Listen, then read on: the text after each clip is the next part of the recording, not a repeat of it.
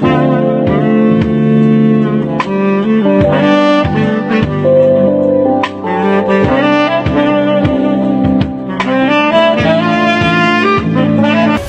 friends. You are welcome to Anchor Network, where you get updates of things happening around you.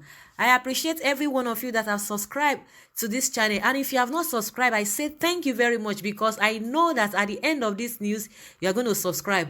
And I want you to press the red button and also the bell icon so that you'll be notified anytime we publish any news. Thank you very much once again. Miyetti Allah urges special arrangements for herders' children education in Yobe. Miyetti Allah Cattle Breeders Association of Nigeria, Macban, has pleaded with Governor Mai Mala Buni of Yobe for special education arrangements for children of herders in the state. The National Secretary of the association, Baba Uthman Ngezama, made this appeal when he paid a courtesy visit to the governor at the government house in Damaturu. He said that the arrangement will help the children who move from place to have access to quality education. Being repositioning education is one of the signature policies of your administration. We appeal with your excellency to ensure that there is a special arrangement for children of herders. Such a special arrangement will ensure that those children will have access to quality education too, he said. Ngezama, who described the governor as a humble and approachable gentleman, said people's expectations on you are very high. Because of your humility and approachability, everyone thinks there is something for him. We pray for you to succeed. Earlier, the governor commended the Miyetti Allah for the general peaceful relations that exist between cattle breeders and farmers in the state, which ensured that there were no crises between the two sides. He noted that Miyetti Allah as an association has been very active in ensuring that its members engage in their pastoral activities in a peaceful and productive manner, thereby contributing to the economic development of the state. Governor Bunin also thanked the association for its support during the electioneering, which he said was helpful to the votes that returned him as governor. The election is an opportunity to work with each other and serve together. My election is also a test from God, and I want to pass that test. I will serve every part of the state fairly, and I will be fair to all, the governor said. Yeah, I think it's a good thing if really these guys will want to, let their children to go to school, and by so doing, they themselves will be more enlightened on how to do things rightly. But moving from place to place is not going to really help them. And when you talk about education generally in Nigeria, it's cut across board, because everybody, the government is not doing what it needs to do when it comes to education. Everybody is still struggling, but in some parts, they are more, they have more strength. They are more strengthened in terms of education than the other. But when you talk of North, generally, the system of education there is just too low. Though we still have some of them that still go to school, but you can't compare with the large number they have.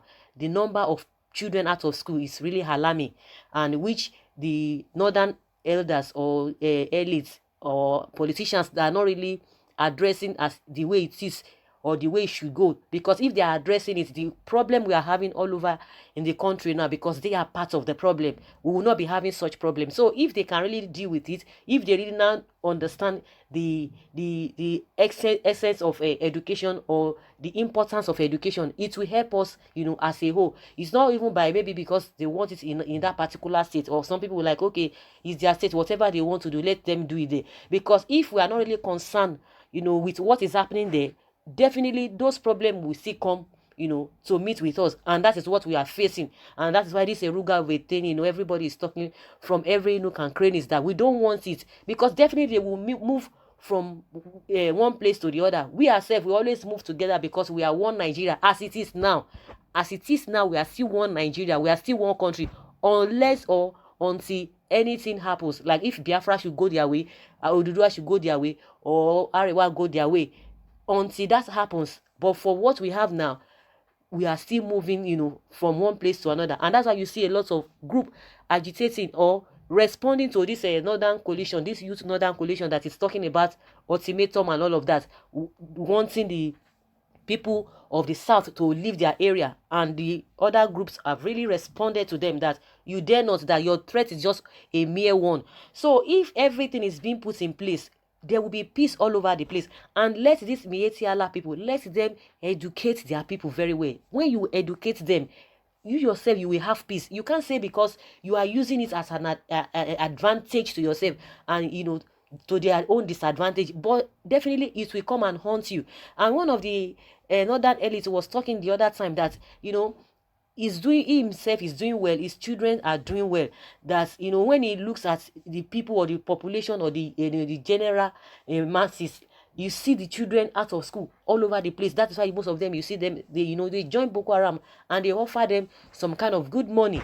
And because if these children are in school, or if they are really enlightened, the way they should, nobody will come and deceive them. So what the guy was saying invariably is that those children, when he looks at them, that if himself he lives to a very good old age, and he dies, even if he does not die, even a lot of people are still experiencing this hardship, and this volatility that is happening from this set of people.